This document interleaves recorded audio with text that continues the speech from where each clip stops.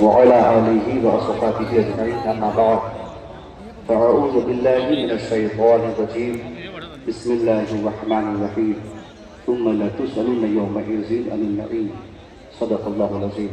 درود شریف پڑھو. اللهم صل علی سیدنا شفیعنا نبینا محمد وآلہ وسلم. صلاۃ و سلام علیک یا رسول اللہ صلی اللہ علیہ وآلہ وسلم.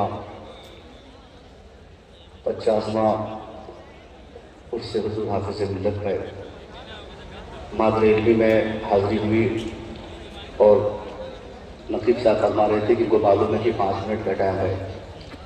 کھڑا ہونا ہی میرے لیے بہت بڑی سعادت مندی ہے.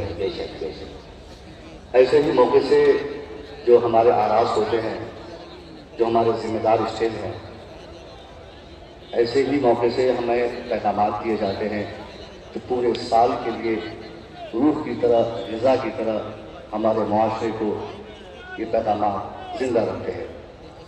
میرے پاس وقت چونکہ اس لیے بھی کم ہے کہ میں یہاں کا فرزند ہوں اور میں ہی وقت لوں گا تو ہمارے ایک بھی مہمان خطیب اگر رہ جائیں گے تو مجھے تکلیف ہوگی.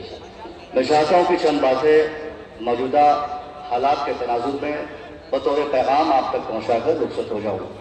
آج کی تاریخ میں مسلمان پوری دنیا میں جس طریقے سے جی رہا ہے یہ کسی کو بتانے کی ضرورت نہیں. ہر آدمی جانتا ہے کہ مسلمانوں کی کیا صورتحال اس وقت دنیا بھر میں ہے.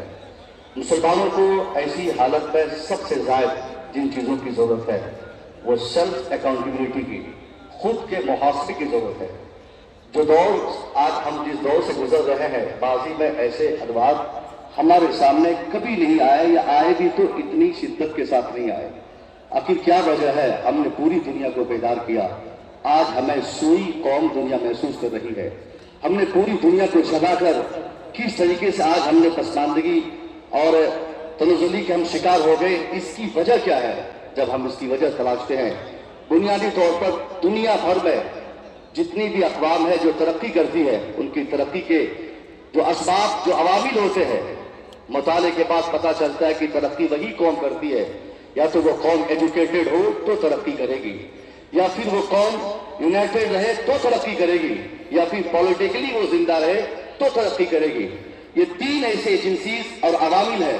ہمیں غور کرنا چاہیے کہ آج کی تاریخ میں ان تینوں عوامل میں سے کس عامل پر، کس ایجنسی پر، کس راستے پر ہم عمل کرتے ہیں. نہ تو ہمارے پاس صاحب ہمارے مخالف کے مقابلے میں ایجوکیشن ہے، نہ ہمارے پاس اتحاد کی دولت ہے، نہ ہم سیاسی طور پر زندہ ہے اور سیاسی شعور ہمارے اندر ہے. جب ان تینوں میں سے کسی بھی راستے کے ہم مسافر نہیں تو پھر ترقی کی امید لگانا بیکار ہے. اگر ہمیں ترقی چاہیے تو پہلے ہمیں انگشت نمائی بند کرنی ہوگی، اپنے مخالفین کو برا بھلا کہنا بند کرنا ہوگا. ہماری اس تباہی، اس بربادی کا کوئی دوسرا شخص ضامن نہیں، کوئی ایجنسی اس کے لیے ذمہ دار نہیں. آج جو صورتحال ہمارے ساتھ ہے اس کا صرف اور صرف رسپانسبل ہم اور آپ ہیں. ہم نے اپنے معیار کو گرایا. اتحاد کی اگر بات کی جائے تو صاحب بیتے 5-7 سال پہلے تو علاقے کے نام پہ، زبان کے نام پہ، بھاشا کے نام پہ، اسٹیٹ کے نام پہ، ملک کے نام پہ ہمارے ہاں اختلافات لوگ کیے، تفریقیں پائی گئی. مگر موجودہ دور میں جو ہم نے اختلاف کی ایک نئی جہت قائم کی ہے. اب ہم نے مدرسوں کے نام پہ بانٹ دیا، ہم نے مسجدوں کے نام پہ اسلام بانٹا، ہم نے خانقاہوں کے نام پہ اسلام بانٹا. اب میں پوچھنا چاہتا ہوں، اخبارات کی خبر سے اگر آپ نے پڑھے ہیں کہ 57 ممالک ہمارے 150 کروڑ تعداد پوری دنیا میں ہماری، میں پوچھنا چاہتا ہوں مبارک پور میں کتنے لوگ ہم خیال آپ کے ہیں؟ اس ضلع میں آزم گڑھ میں کتنے مسلمان ایک خیال کے ہیں؟ پورے اتر پردیش میں کس حصے کے مسلمان ایک خیال کے ہیں؟ 57 ممالک کا نعرہ لگانا، 150 کروڑ مسلمان ہونے کی باتیں کرنا، یہ صرف خوش فہمی میں مبتلا کرنے کے لیے ہے. زمینی سطح پر اگر ہم آج کی تاریخ میں مسلمانوں کا جائزہ لیتے ہیں، دنیا بھر میں ایک بالشت زمین مسلمانوں نے اختلاف کے بغیر نہیں چھوڑی. ہم نے اپنی خانقاہوں کے نام پہ اپنے اسلام کو آج کی تاریخ میں بانٹ کر اپنے سوا غیروں کو ہم نے بہتر نہیں سمجھا. نتیجے میں جو تباہی ہونی تھی، جو بربادی ہونی تھی، جو معاملات ہونے تھے آج مسلمانوں کے ساتھ ہے. ہم نے اپنی خانقاہ کی مرضی کے مطابق اپنے حساب سے کمپلیٹ مسلمان ہونے کا یا بننے کا نصاب تیار کیا، اور وہ نصاب جو میرے مصطفیٰ نے تکمیل ایمان کے لیے دیا تھا اس نصاب کو ہم نے فراموش کر دیا. ہم نے یہ سوچ بنا لی کہ निसाब हम अशरफी है तो रस्सी हमसे बेहतर रही, अगर हम रस्सी है तो हमने अशरफियत की मुखालफत को जिम्मेदारी से निभाया, अगर हम नक्शबंदी है तो हमें कादरी समझ में नहीं आता।